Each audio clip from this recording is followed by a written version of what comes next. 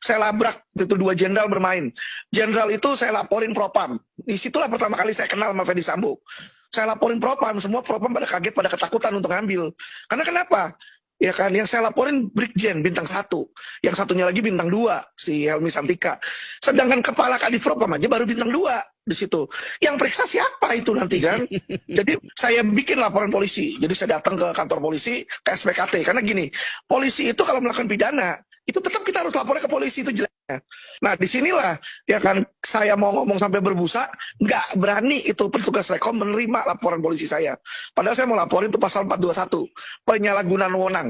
Jadi sebenarnya nih kasus contoh sekarang pembunuhan Ferdy Sambo, itu semua polisi itu, kalau mereka kasih izin saya laporin itu semua, puluhan itu. Cuma saya tahu kalau saya lakukan pasti dia nggak akan mau.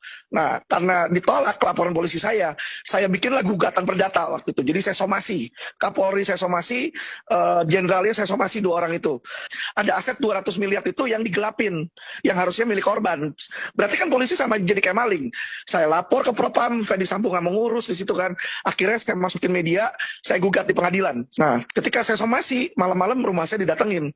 Ajudan jenderal datang. Pak Alvin minta tolong.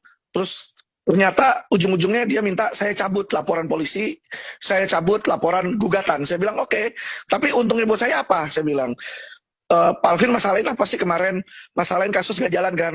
Kita komit jalanin Pak. Akhirnya bener. Nah setelah saya cabut, ya kan, Dirtipit Texas di backup sama Kabar Reskrim bintang 3, jalan tuh kasus.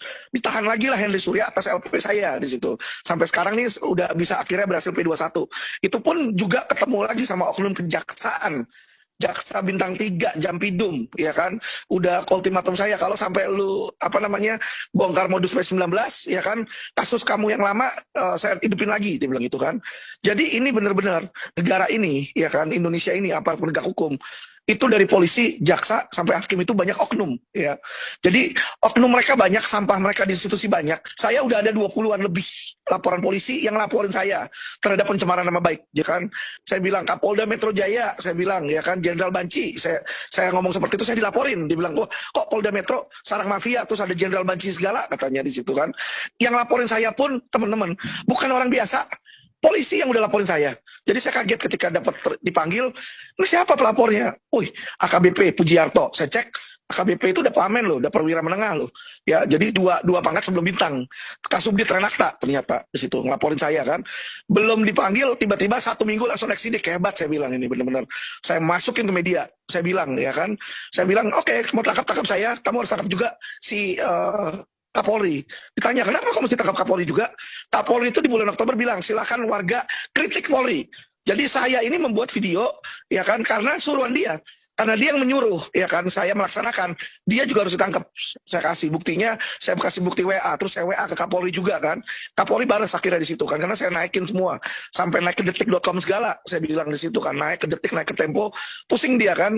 Nah ketika itu langsung Kapolri WA, habis Kapolri WA, nggak lama, Ferdy Sambo nelfon saya, minta ketemu, ya kan. Ferdy Sambo bilang, tolong dong kamu WA Kapolri. Jangan bilang saya nggak mau angkat telepon kamu, digituin lah. Memang awalnya nggak diangkat kok, di situ kan. Jadi disinilah, kalau kasus belum viral teman-teman, ya kan, nggak akan dijalanin. Jadi kita ini hidup di Indonesia mayoritas Muslim. Tetapi ada polisi, kayak contoh Kapolrinya pun Listio Sigit itu Kristen. Ya kan, Ferdy Sambo itu Kristen. Ya kan, bawahannya Ferdy Sambo bintang 1 yang Karo Paminal, Hendra Kurniawan itu juga kalau dia sih minoritas lah Chinese, cuma saya antara dia Kristen juga atau Buddha karena di kantornya itu masih banyak patung Kwankong ya. Jadi saya lihat mungkin keluarganya masih Buddhis di situ. Dan kalau teman-teman lihat, saya mulai lihat nih pergerakan di dalam kepolisian nih mulai banyak anak-anak tua dimasukin. Jadi contoh di Dirtipit Texas yang baru itu Wisnu itu juga Kristen.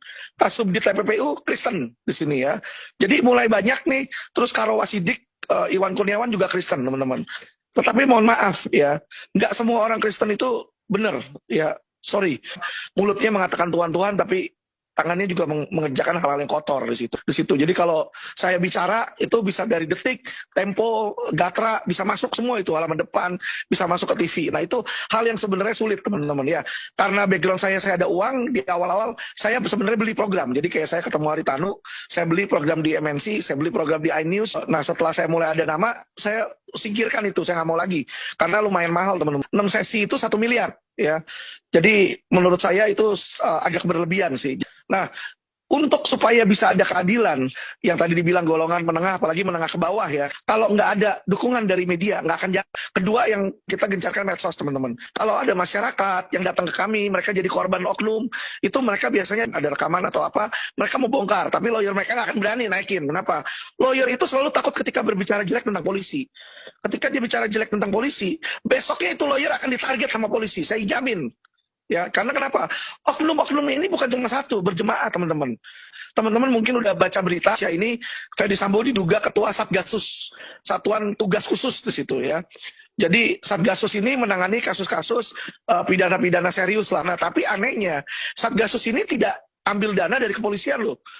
Jadi mereka suruh cari anggaran sendiri. Coba bayangin. Kan kalau dia nggak mendapatkan anggaran dari APBN, ya kan uangnya dari mana coba? Nah, saya mau memberikan beberapa data valid ya. Jadi gini, satu, judi online.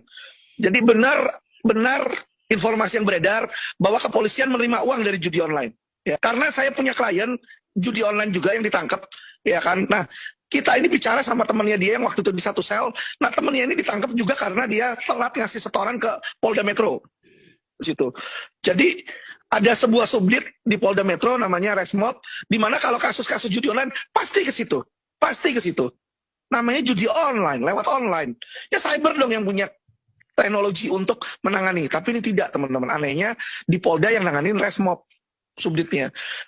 Mana judinya nggak bisa dibuktiin. Bandarnya kagak ada, pemainnya kagak ada. Yang dia mau cuma uang hasil judinya itu diambil. Jadi itu orang digebukin, malam-malam dikeluarin dari tahanan, uangnya dari ATM diambil di situ. Ya kan ada buktinya. Apa yang saya lakukan? Saya laporin itu Kanit sama penyidik secara etik juga ke Irwasda, ya kan. Setelah saya laporin ke Irwasda, besokannya saya datang mau nanya laporan, saya udah lihat kasubditnya lagi di depan bawa bingkisan gede banget, 2 meter ada kali itu bingkisan tuh. Terus saya ketemu sama Irwasdanya ketawa. Tuh Vin, lu lihat di depan tuh bingkisan tuh 2 meter tuh dari kasubdit tuh kata dia. Kita laporin polisi, percuma Pak. Ya, jadi adanya propam nggak di propam itu percuma. Kenapa? Anda bikin laporan ke propam, besokannya polisi propam itu dapat duit dari polisi penyidik dan ditutup kasusnya. Selesai. Kecuali kasus Anda udah viral kayak kasus Brigadir J. Nah, itu bisa jalan. Kalau nggak viral, nggak ada kekuasaan, dan nggak ada duit, nggak akan jalan. 3 itu balik lagi. Judi online itu di Indonesia ini 3 besar bandarnya. Salah satu pengusaha hotel. Teman-teman tahu lah 3 huruf depannya J di situ ya. Kedua ada grup snake ular, ada grupnya juga yang anak-anak muda, ada grup Akyat di situ. Jadi kenapa kita bisa tahu? Saya bisa tahu. Teman-teman lihat nggak Indonesia ini negara penuh bohong, ya. Negara penuh kebohongan, saya bilang seperti itu. Jadi yang bohong itu bukan cuma Ferdy Sambo, oknumnya itu banyak, saya bilang. Kan kemarin ini digosipkan bahwa Ferdy Sambo ini menerima, ya kan, menerima, dia menjadi semacam kayak perantaranya lah, menerima uang, polisi menerima uang untuk mengamani judi online. Nah, untuk menepis gosip itu, ya kan, maka polisi ini lagi gencar sekarang menumpas judi online. Itu hanyalah pencitraan. Coba deh, kemarin ini berapa hari yang lalu baru digerebek di Polda Sumut, ya kan, Poldanya namanya Irjen Panca. Jadi dia tangkap orang, tapi mana? Dari hasil penangkapan itu cuma anak buah doang semua yang ditangkapin, yang operator-operator yang ngurusin websitenya. Bosnya kagak ada yang ditangkap, teman-teman. Jadi bandarnya kagak ada, besok dia tinggal bikin lagi tempat baru. Nah, emangnya sesusah itu tahu bandarnya? Lah saya aja tahu kok bandarnya siapa. Cuma kan mereka nggak mau nangkep, masalahnya di situ. Saya ngomong di TV, saya ngomong di Tempo, saya ngomong di Gatra. Saya bilang, Kapolri gak usah banyak bacot, lu mau numpas kejahatan. Gua kasih lu nama listnya. Ya kan, contoh investasi bodong, ya kan, gak usah jauh-jauh. Mahkota nembak 7,5 triliun.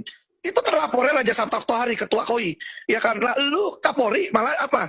Dikasih jabatan ketua ISI, Sekretariat Spedia, ya kan, sedangkan KOI ketua Olimpiade, si Raja Sabta. Gimana lu bisa nangkep di situ? Ada kedekatan kayak begitu. Kapolda dikasih jabatan Sekjen PBSI, ya kan. Nah, kayak dia mau nangkap, gimana dia bisa mau nangkap Ferdy Sambo? Akhirnya kan dilimpah ke Mabes toh. Coba kalau masih Polda Metro yang ngurus atau Polres. Akhirnya kan ke Polda Metro, wadir krimumnya kan dikenain juga sanksi itu.